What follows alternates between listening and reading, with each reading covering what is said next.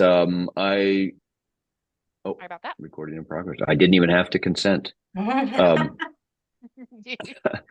um, Zoom is a no one-way That's right. recording, That's right? it. Yeah. Non-consent.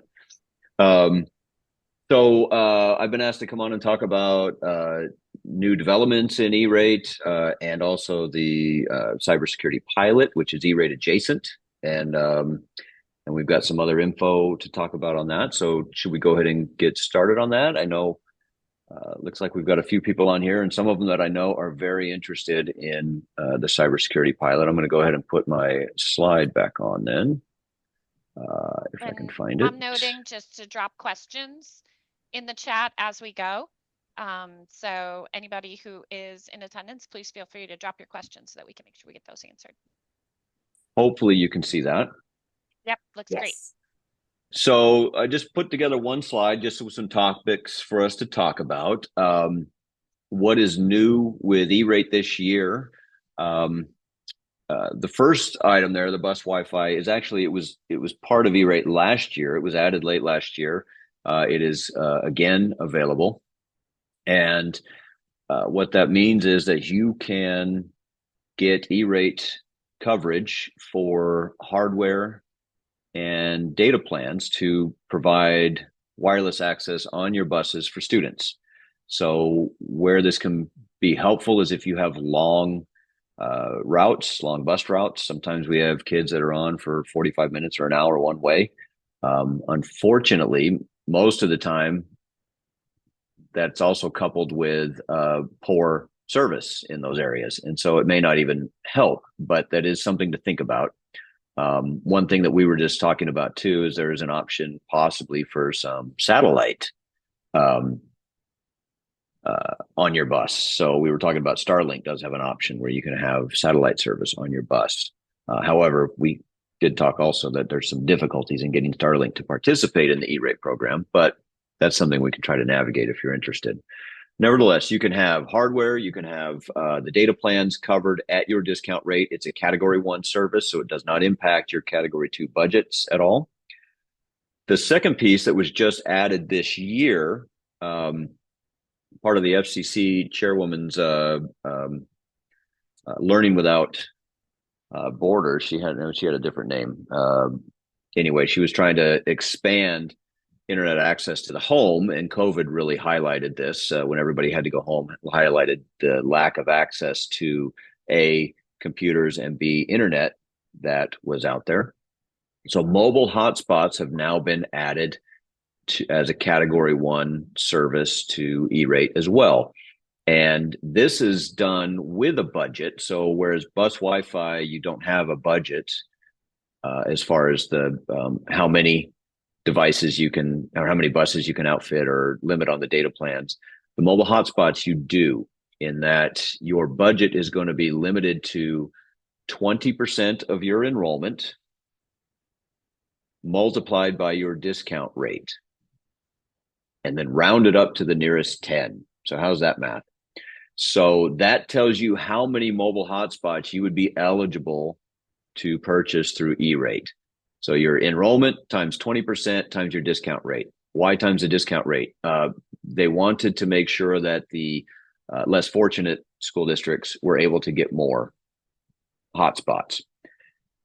After you get your quantity of hotspots, and again, you round up to 10, you are then eligible for $15 a month data plan and $90 towards the purchase of the hotspots. So that comes to a total of $630 a month is your budget times 3 years over a 3-year period. So your budget is 3 years. Yeah,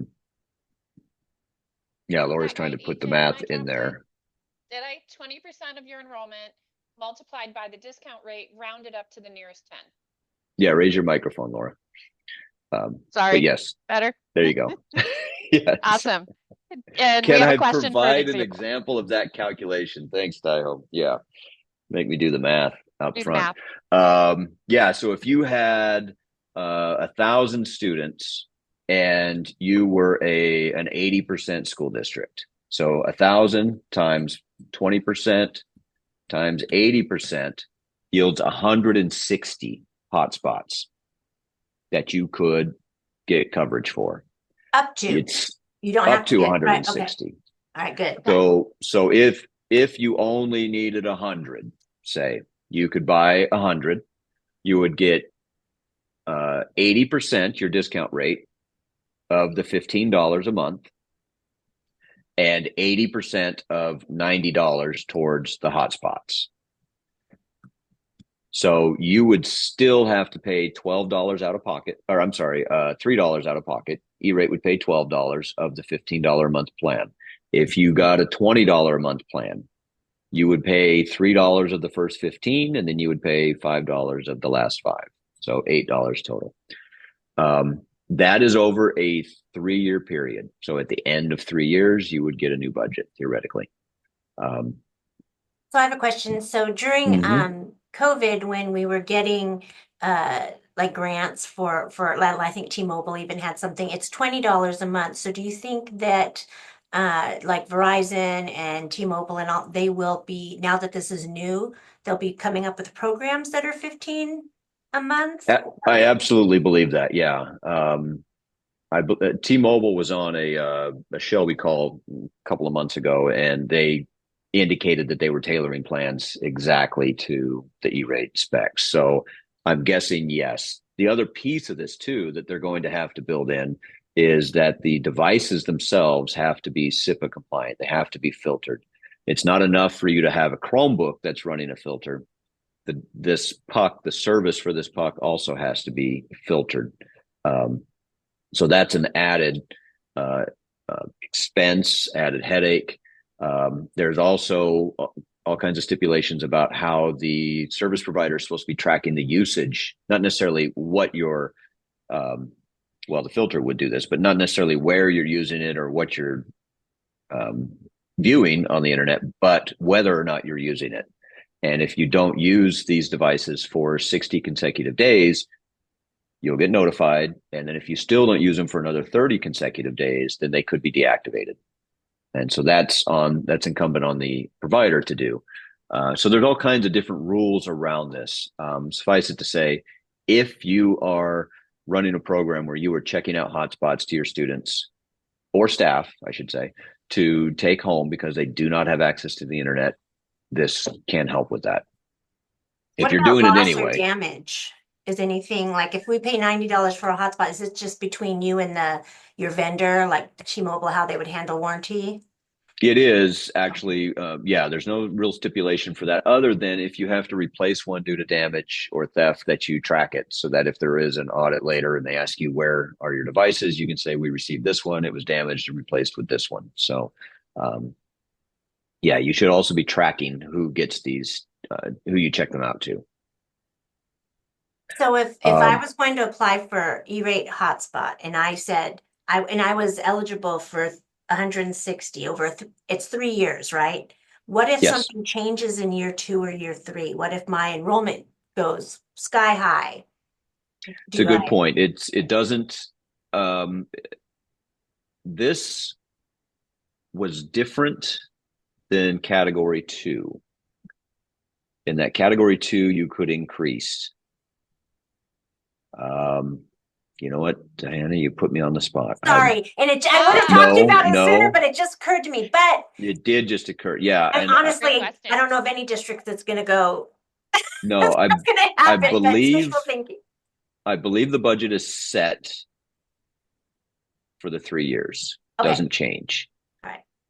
With the category 2 budget, if your enrollment dropped, you did not decrease, but if your enrollment increased, you could add more to your budget. Okay. I believe this is set and fixed.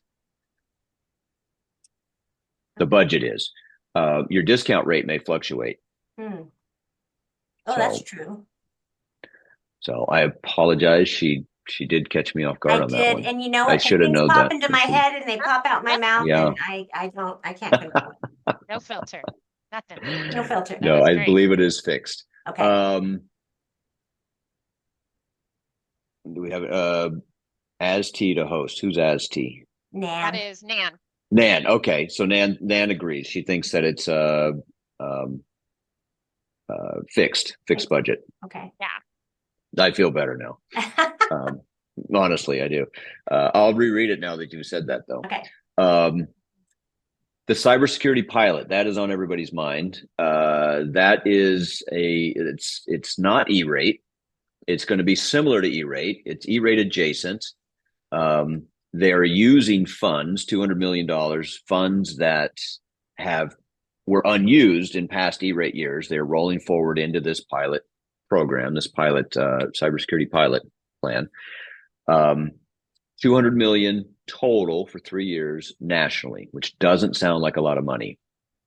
There is an application process that's going to be treated similar to a grant where you have to apply to be part of the pilot. If you are selected, then you will go through a pseudo E-rate process where you post a Form 470, wait 28 days to get quotes, and then file a Form 471 application for funding. And then theoretically, you could begin implementing your plan, purchasing your equipment, starting your subscriptions, getting your training, whatever it is, July 1st, 2025. And then over the next 3 years, you would be implementing that plan or solution. This is a single Form 470 and a single Form 471 for the entire 3 years. So it's not like E-rate where we do one every year. It is at the start of the 3 years, and you go from there. Now, in this case, you have a budget. If you're selected, you will get $13.60 per student,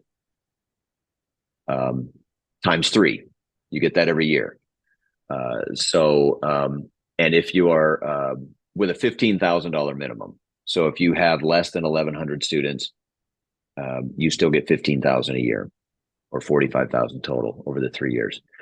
That budget can be spent all in 1 year. So if it's all front loaded, if you're buying all hardware at the beginning, you could use that all up front, or be split out. So if you have subscriptions, annual subscriptions that you're paying for, then you could split that up over the next 3 years.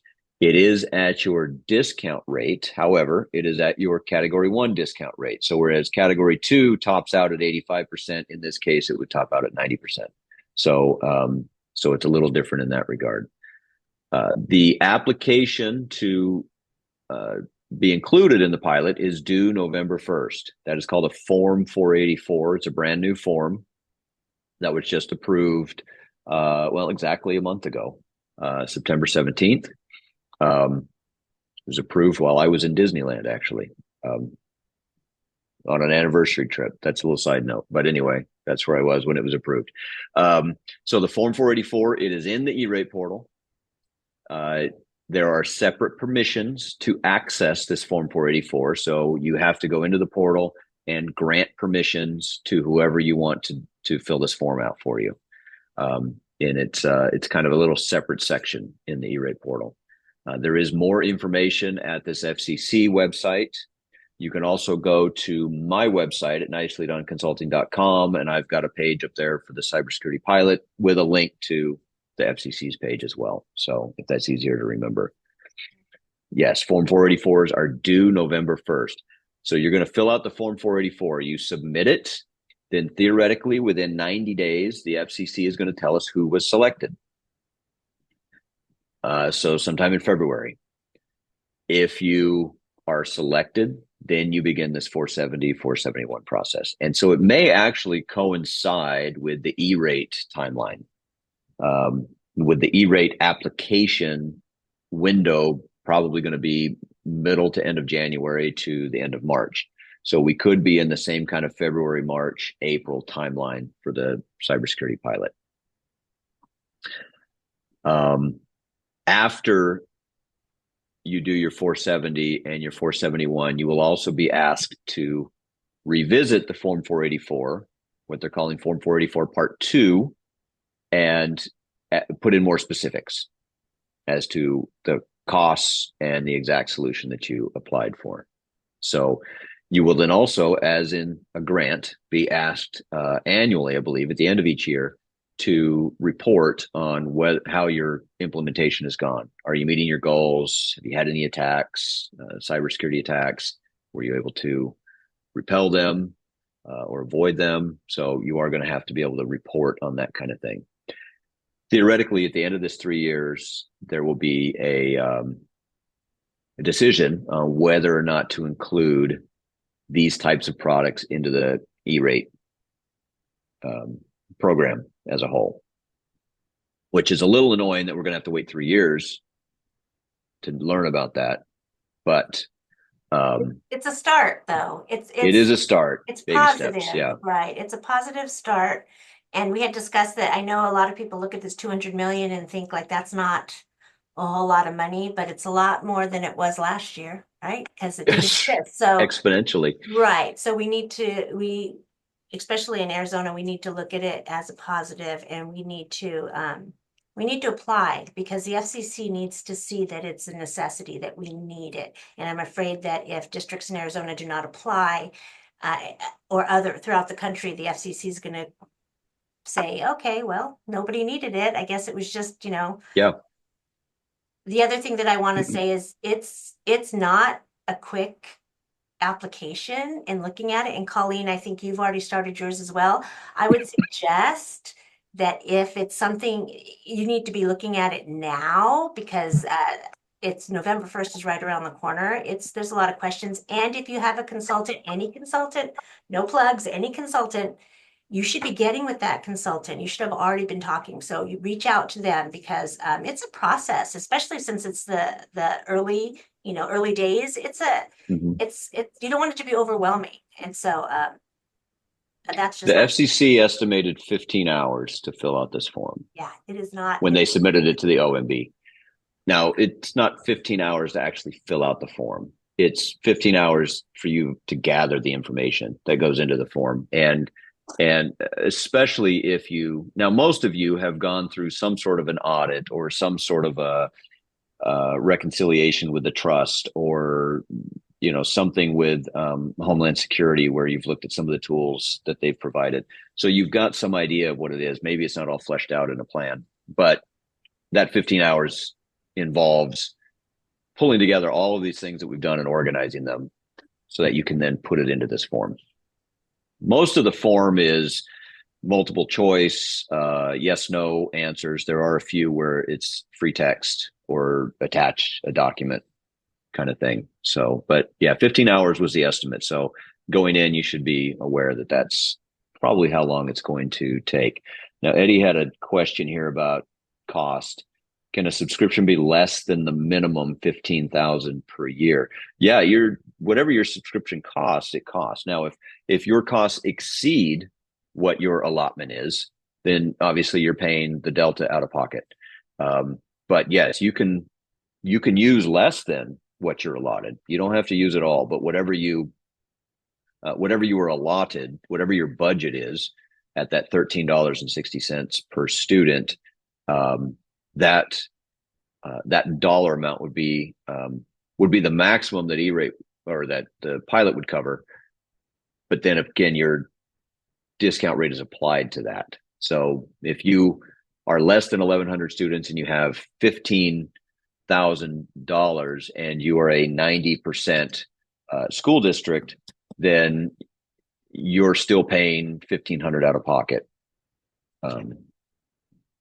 And if you exceed that 15,000, of course, then you're paying the delta. Colleen, I see that you're on your phone. Oh, I'm sorry. I was going to see if Colleen, what her experience has been so far. You hit the nail on the head. Sorry, I can't go on video. My link didn't work on my computer for some reason. But it does take some time. So your advice, as you stated, to get started, there might be a couple folks that you need in your department to get it together and get moving. I've talked with nicely. My only concern, and I agree with you, on every one of us should put it in, because how does the government know unless we put it in? I just had some hesitation in the part 2. I'm okay with the part 1, and we talked about it together, is that they ask you some pretty intimate details about your network, and I need that assurance that it's secure, because this is a public process. And so we had talked about some of those things, but I'm going to go ahead and do the step 1, and then if we get awarded, then consider step two. But it does take some time, and I would give yourself more than just Halloween to do it. While you're handing out candy. And we kind of talked about that too earlier. Anytime we get asked for like the details of our cybersecurity systems and applications, we're always hesitant because it just Yeah. feels weird. Like I don't want to tell anybody, you know. I feel like I'm just making us vulnerable by putting it out there. So that part, yeah. And and if you've looked at the second part of it, they pretty much ask you pretty detailed details. And I, again, I think to get better and to get money, it makes sense, but that data is going somewhere, and it just seems a little risky to me. So, I'm definitely going to do the first part of it just to make sure that the federal government hears, what our needs are in that, and then we'll weigh in on step two. And hopefully a cybersecurity grant is aware of cybersecurity. So there'll be some assurances, but yeah. And, I think we talked about this and the Form 484 at this point, which is where you'll be outlining your weaknesses, which is what you're afraid of publicizing. Right now, it is secure in that only whoever you assign permissions to can view it. In fact, like right now, I could go into anybody's nationally E-rate system and find out what they applied for. I can look at what they requested. I can look at their RFPs. I can download all of this stuff. That's all public. This Form 484 is not, at least not right now. I don't know if it's going to change. Obviously, whatever they do in the future, I don't know. But the Form 484 right now is locked down. It's not part of the open data system where I can download information from E-rate. I can't download the Form 484. Even if you are one of my clients, I can't log into the portal and see the Form 484 unless you give me permissions to do so. Now, the Form 470, where you're requesting equipment. So if you're accepted to the pilot and you post a 470 saying we want quotes for this, this, this, and this, that's going to be made public. And what you end up buying is going to be made public. So while your list of vulnerabilities is not, your purchases will be. So depending on how that fits for you. Now, with a school district, most of your purchases are public anyway. So that is, nothing new. It's just these are all kind of concentrated into a cybersecurity forum, kind of highlighted. Here's all these people that have holes in their system, kind of a fresh target list. Well, and one of the questions on the part two was describe your vulnerability or something along that line. And I was like, seriously, that was like, okay, on paper or electronically. Let me think about this. It's like in a job interview where they ask, what are your weaknesses, right? Nobody wants to say that. So, but I think your plan is right in that do the first part of the form where it's basic information, generalized information. There are some, in general, what are you trying to accomplish questions, but it's not too specific. And right now it's not made public, but at least then if you do get selected, maybe we can ask some more questions by then between now and then. I mean, we'll have theoretically another 100 days for them to figure out the privacy or at least advertise or explain the privacy and security in their process. And then you can make a decision at that point. But then, like you said, at least we've put it out there. Being IT folks here, we talk all the time about when somebody's got a problem and they just come up to you in the hallway and say, hey, I need you to fix this. We want to have tickets. We want to have support tickets to document the situation. So it's kind of that same mindset, I think. Exactly. It's when you hear, I haven't had this internet for a week. Yeah. Like a ticket. Yeah, like yeah. I know that. I've got no tickets on it. It must not be a problem. You have to let us know. So same thing. And really, I have a feeling just in my head that they are going to try to spread the wealth. So I think the more states that apply, I'm hoping that at least each state might get something. So I just think that Yeah, we need I to do it. expect 6 to 10, Mhm. maybe in the state of Arizona accepted. With our number of reservation schools, I think there's going to be a couple of those included. And we've got such a wide array of rural school districts. I think there's going to be 6 to 10 is my guess selected. I hope everybody applies. I just hope that Yeah. we get the word out there, because we're constantly telling them that Arizona needs assistance, and so we just need to make sure that we're doing it when we're being asked to, so that they can see it. Absolutely. Yeah, you don't want to shout about how you don't get anything and then not apply when you might. So we'll move on to the next topic. If anybody still has questions about the first two, of course, pop them into the chat and we'll go back. But this third bullet here has caused quite a bit of stress, at least in our office. And it's actually started by that bus Wi-Fi. When they added bus Wi-Fi, that's spurred these 3 lawsuits from this consumers research group.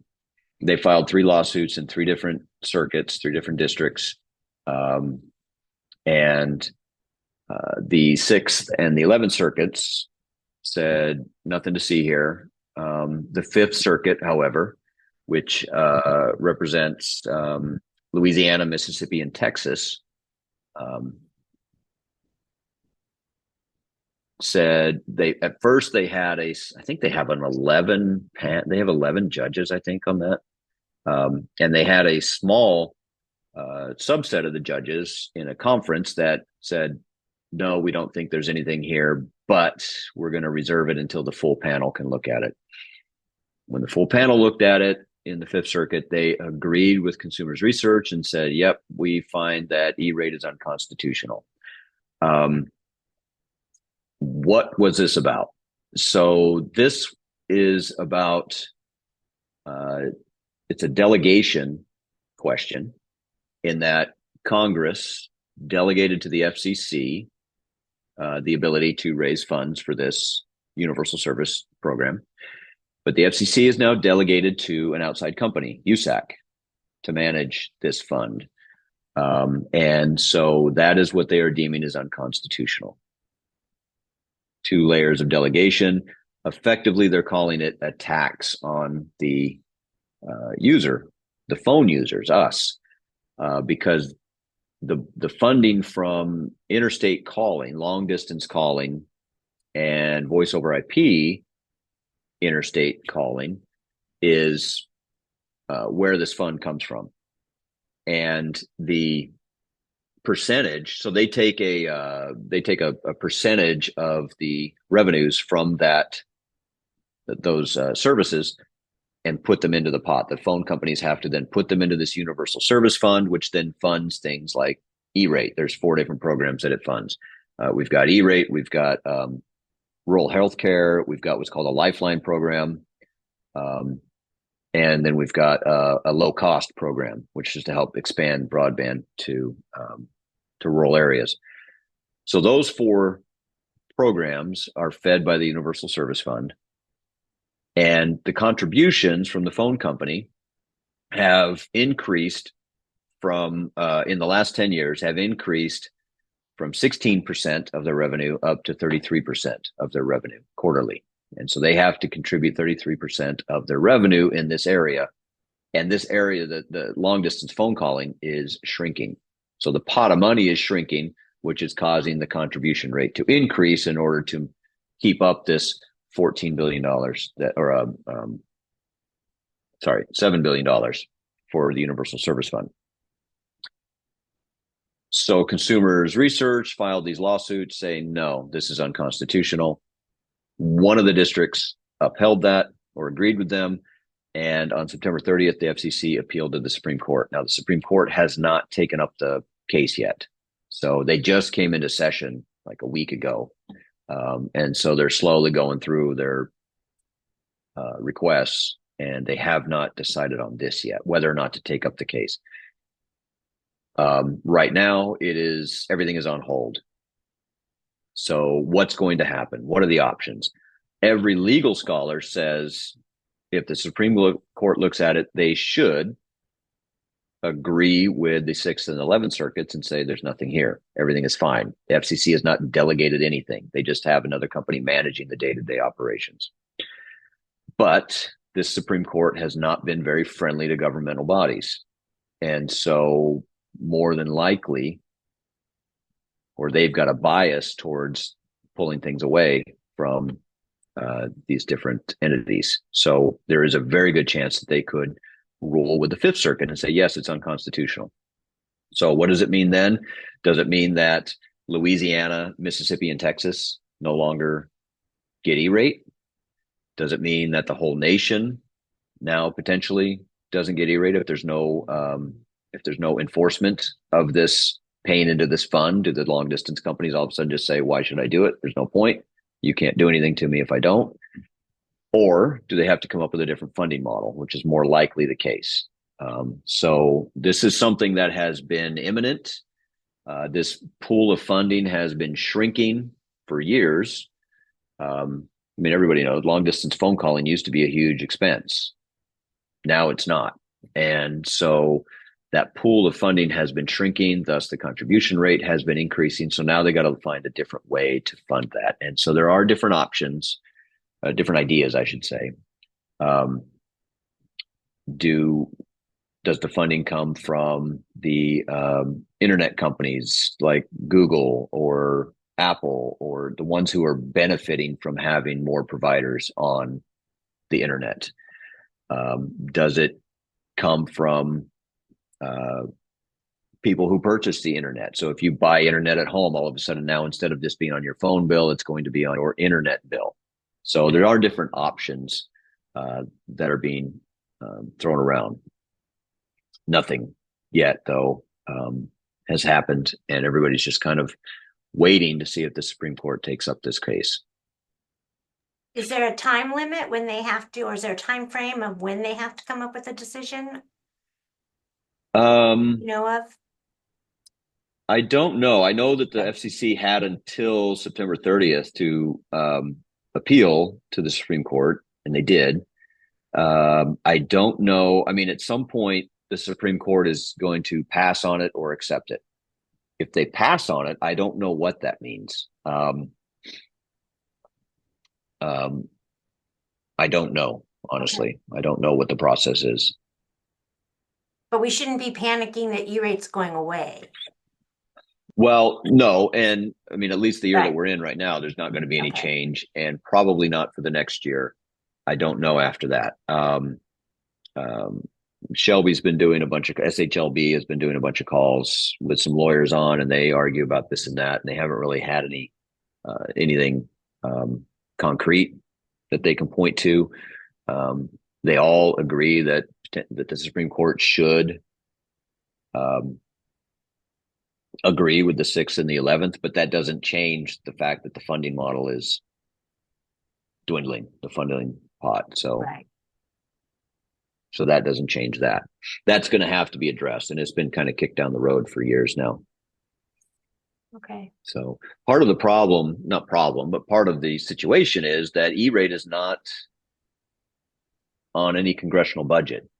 It is funded by the phone companies. The phone companies are required to pay into this fund. Now they pass that cost on to us, the consumer. And that's where their consumers research is saying, well, it's like a tax because we are having to pay into this fund, and you cannot elect somebody to make a change to it because it's not part of a congressional budget. And it was, so that's why they're calling it a de facto tax, even though it is a fee paid by the phone companies. They just happen to put it on our bill, so we have to pay it.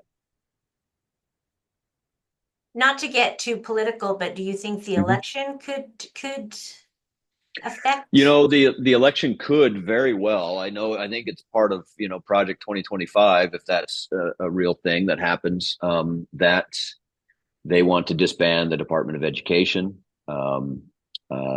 And of course, putting it with the FCC commission is 5 members, and 3 of them are from the presiding administration, including the chairperson.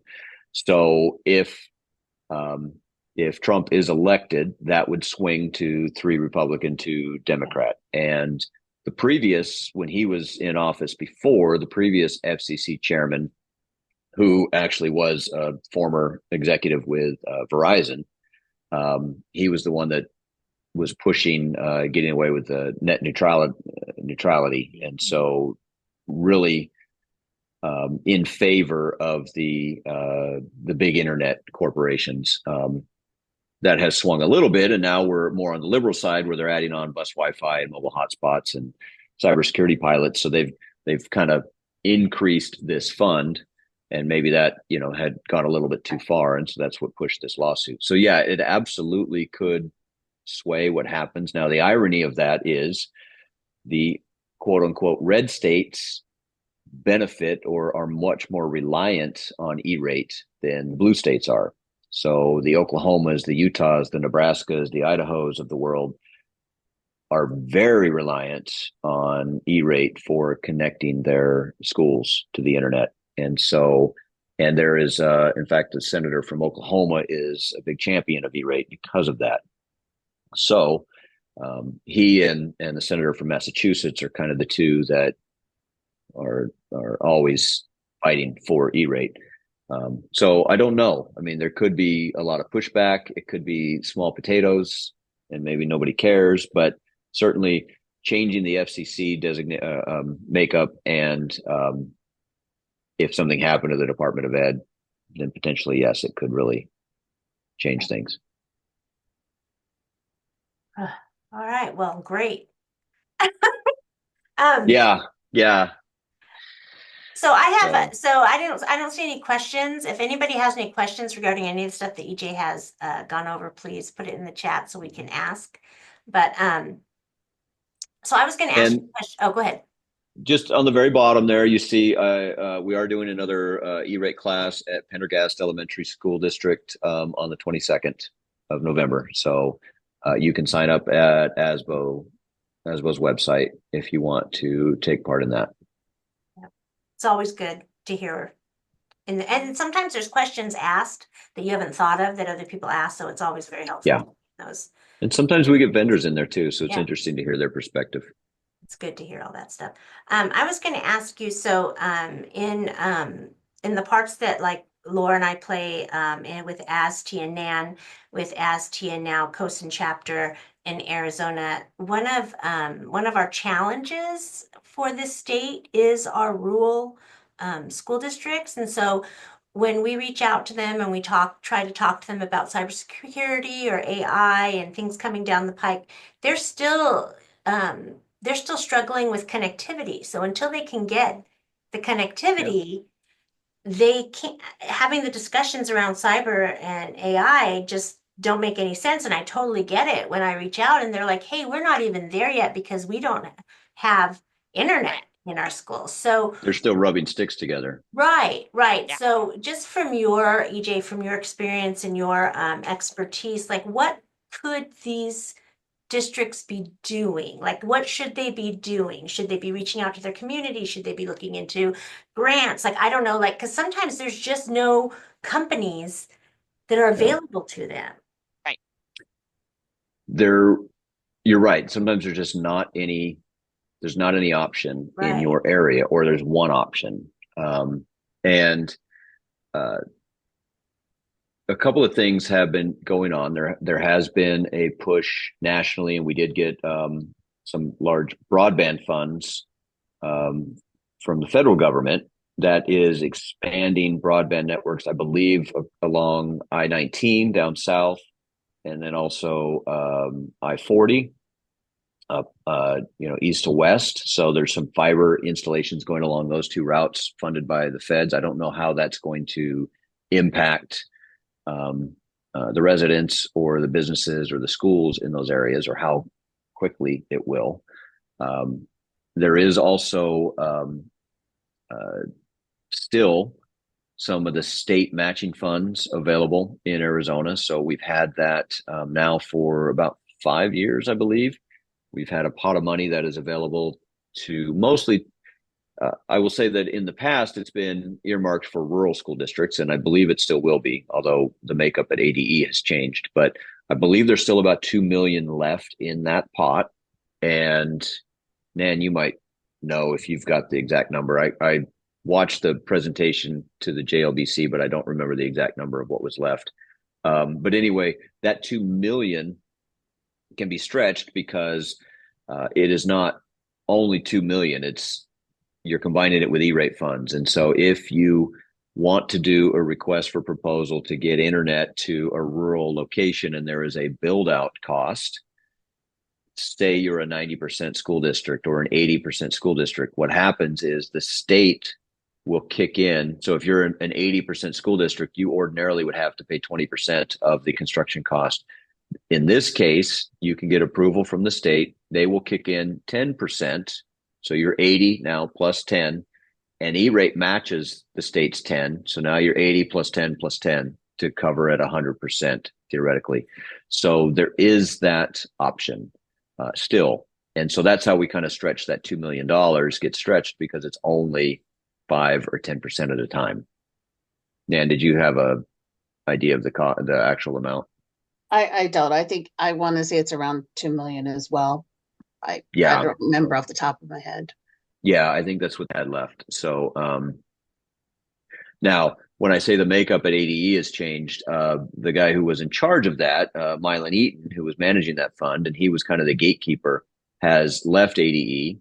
Now lives in Tampa Bay, and I believe he's trying to be an E-rate consultant as well. So Beth Neely has been kind of managing that fund, although she wants to get out of that business as well, I believe. So we will be appealing to her if we want to use those funds. And I don't know exactly what her priority is going to be. Mylan always kind of said it was only available for rural districts. And I believe that should be the case. But if we still have funding and if it's going to go away at some point, it would be better to use it even in an urban area. Yeah, I do believe they are looking for someone to fill Mylan's spot, though I haven't seen the job posted, so I don't know if it's going to be just internal or not, but I haven't seen the job posting yet. But nevertheless, I know that they are looking to replace him. So, but yeah, that is an option. So if you are in a place where maybe you only have one vendor and maybe they're not very good, then you can do an RFP to try to bring somebody else in. There is fiber all over this state that just may cost a little bit of extra to tap into and bring it to your school. And so this can be a way to help minimize the cost to you. And this fund has been used quite a bit over the last 5 years. So there's been a lot of build outs around the state for this. All I can think is that people aren't aware, because why wouldn't they be applying, right? So Yeah. what should we be in being an ASTE and with COSA and reaching out to people? What should we be who should they be contacting? Like, should they be contacting ADE? Should they look for an E-rate consultant? Should they go on the website? Like, I don't know where to tell them to begin.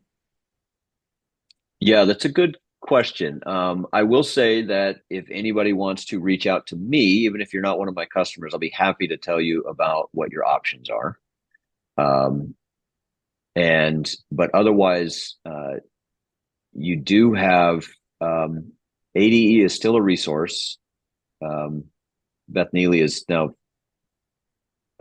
fielding all the questions, so she would be the person to reach out to ask about this. But the main thing is to understand that if you don't have good internet where you are, you need to start looking at opening up a bidding process to other companies to come in. And so now you're talking about your business office, your purchasing director, maybe even your superintendent, about how do we do this procurement and how do we do it in a timely fashion. But if you've got an E-rate consultant or anybody whoever does your E-rate should know the process for applying for or requesting proposals for internet. And if you're unsure about any matching funds, you can reach out to ADE or you can reach out to myself and I'll explain the process for applying for those funds, because you have to fill out a form for the costs and everything and who you chose, and they want to see your RFP, they want to see your evaluation process, they want to see your contract, and then they will approve that 5 or 10% towards your costs. So again, ADE can outline that for you. I would be happy to outline that for you. Whoever does your E-rate should be at least familiar with the process for requesting quotes or proposals for internet service to your location. And then it's going to have to be a request for proposal, because it's not going to be somebody on state contract more than likely. Of course, the state contract expires in June too, so that's another mess that we're in. But yeah, there's Beth's email address there. And if you flood her with emails, that'll incentivize them to hire somebody. Yeah, that's right. Thank you. I appreciate that. Because Yeah. we do when I reach out and try to talk about, hey, let's, talk about this. They're like, wait a minute, we can't even get there yet. So They don't even know what questions to ask related to, or, Well, the relevance and the essential nature. the of it. priority is getting them connected. That's right. Yeah, that's the priority. So no, I appreciate that. That's good information. absolutely. So we have exactly 2 minutes to Oh, before we and we can stay until 3, but we'll officially wrap up in 2 minutes. So what kind of 2-minute words of wisdom does the group have to send everybody off with, and then we'll just go into a casual Q&A or answer questions. I'm just saying, apply for that cybersecurity pilot, please. Yep. Everybody needs to at least do the first part, and let's get Arizona, let's get Arizona on the map over there in Washington. Let's let them know that we need assistance. So put in the ticket. Yeah. Yeah, and I would say log into the portal, open up the cybersecurity form 484. The problem is you can't. It's different sections. So you have to answer questions to move on to the next section. You can't leave it blank because it'll tell you these are required. But you can just put in dummy answers and skip through it, so you can get an idea of what the questions are. I have gone through and I've got a PDF that shows all the different screens where I've done that. So if anybody wants that, I can provide it to you, so you can at least see it, all in one form. You can see what the questions are. But yeah, definitely look at it. Like Diana says, log in, look at it, get an idea of what it's going to take for you to answer that, and then go through and answer it. Love that. Colleen, we didn't get to hear from you a ton, and I know, but is there anything that we haven't covered or haven't said that you want to make sure that we... No, I would just say, don't leave that money on the table. We're not resourced in that way. I think I have 10 cents, right, EJ? I did it all the way down to 10 cents. Wow. Oh yeah, you're talking about your category 2 budget. Yes. So to do the grant, that if we all say we're under resourced, we really need to make sure that we communicate that out, and then, as Diana said, let's help each other, and folks that may not know about these resources, let's get them connected with the right folks, so all schools have access to this funding. Absolutely. Sounds great. Absolutely. I love it. Okay. All right, Nan, anything you want to throw in for the last second, or you good? All right. I would say too, if districts, you can reach out to ASTI. We can help to try to get you where you need to go or find out. But definitely, let's do something. Get that like. And thought of something. Oh, I think so. and you got I was just going to remind everybody to come to CIO CTO meeting tomorrow. Tomorrow we have our CIO CTO chat in, and you changed the location's different, Nan. You want to? Yeah, it's going to be at the Ball School District still, but we're going to be at the Tillman Middle School because they tore up our board room over fall break, and it is not back together yet.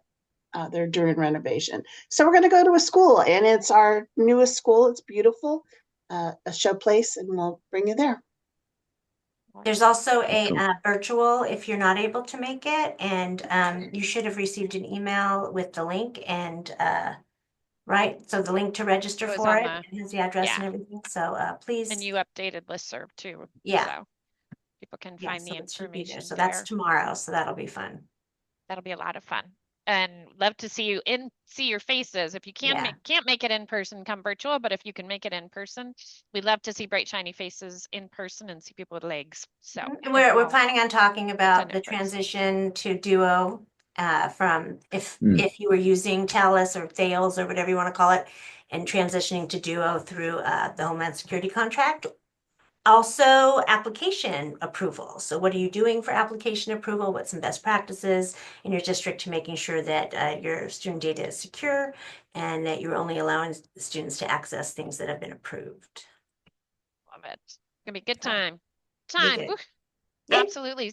Yeah. So EJ, thank you. We cannot say thank you enough As for all the Absolutely. always. time and how generous you are with your time, your information, the resources, and thank you again. We can't say thank you enough. And we Absolutely. will We look forward appreciate it. to, yeah, All right. Maybe I'll see calling some on of you you on again. the 22nd as well.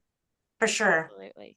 Sounds great. All right. Thank you Okay. very much, everybody. Don't forget to join us every third Thursday for Afternoons with Esty at 2 p.m. We will always put the information on the listserv. We'll put it on LinkedIn, Facebook, and we will send it out in email as well. So we look forward to seeing you every single month. And I'm going to stop our recording now.